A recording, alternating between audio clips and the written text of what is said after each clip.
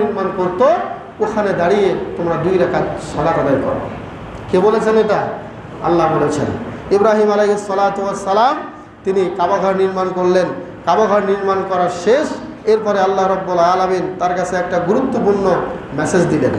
গুরুত্বপূর্ণ মেসেজটা কি? সেই মেসেজটা তিনি তার মুখ দিয়ে বের করলেন যে তুমি একটা দোয়া পড়ো, তোমার দোয়ার ওসিলায় এই মক্কাতে এমন একজন বালক আসবে, যেই বালক আসার কারণে গোটা পৃথিবী আলোকিত হয়ে যাবে। ওই বালকটির নাম হচ্ছে মুহাম্মদুর রাসূলুল্লাহ সাল্লাল্লাহু আলাইহি ওয়াসাল্লাম। তিনি দোয়া করলেন, রব্বানা ওয়াবাস ফীহিম রাসূলাম মিনহুম ইয়াতলু আলাইহিম আয়াতিক ওয়া ইউআল্লিমুহুমুল কিতাবা ওয়াল হিকমা ওয়া ইন কানু মিন ক্বাবলু লাফি দালালিম মুবিন। হে আল্লাহ, তুমি এই কওমের মধ্যে, এই মক্কাতে এমন একটা তোমার প্রেরিত দূত পাঠায়া দাও যে তোমার আয়াত পাঠ করবে এবং মানুষকে দ্বীনের পথে ডাকবে। এই জন্য মাঝে মাঝে আমাদের নবী তিনি মাঝে মাঝে বলতেন যে আনা দাওয়াত ইব্রাহিম আবি ইব্রাহিম, আমি আমার বাবা ইব্রাহিমের দোয়ার ফসল। বলেন সুবহানাল্লাহ। তিনি নিজেও এই কথা বলতেন।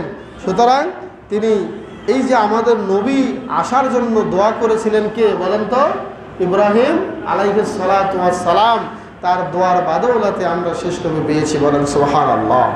রাসূল সাল্লাল্লাহু আলাইহি ওয়াসাল্লাম এই জন্যই বলতেন যে আমি আমার বাবা ইব্রাহিমের দোয়ার ফসল। এইভাবে ইব্রাহিম আলাইহিস সালাতু ওয়াস সালাম দোয়া শেষ করে তিনি মক্কা থেকে জীবনের শেষ দিকে তিনি আল্লাহ রাব্বুল আলামিনের অর্ডারে তিনি মক্কা ছাড়ার আগে আরও একটা বড় ঘোষণা দিলেন। এরা একদম জীবনের শেষ মুহূর্তের কিছুদিন আগে যে হে বিশ্ববাসী, তোমরা সবাই মক্কাতে হজ করতে আসবে। আল্লাহ রাব্বুল আলামিন বললেন যে তুমি এই এলানটা দাও, হজ করতে বলো। তখন ইব্রাহিম আলাইহিস সালাতু ওয়াস সালাম বলেছিলেন যে আল্লাহ, এখন তো আমি কার সামনে বলবো? বেশি লোক আমার সামনে নাই, কেউ তো আমার সামনে নেই, কাকে আমি হজ করতে বলবো? আল্লাহ রাব্বুল আলামিন বললেন ওয়াআদ্দিন ফিন নাসি বিল হজ, তুমি মানুষের মাঝে হজ্জের কথাটা শুধু বলে যাও। তুমি বলে যাও সারা বিশ্বের মানুষের কানে কানে হজ্জের কথা পৌঁছানোর দায়িত্ব আমি আল্লাহ। সুবহানাল্লাহ। তাই হয়েছে। আল্লাহ পাক বলেছেন ইয়াতিকা বিকুল্লি দামিরিন ওয়া ইয়াতিনা মিন কুল্লি ফাজ্জিন আমিক, তুমি শুধু বলো সারা বিশ্বের প্রত্যেকটা অলিগলি থেকে মক্কাতে হজ করতে আসবে। বলেন সুবহানাল্লাহ।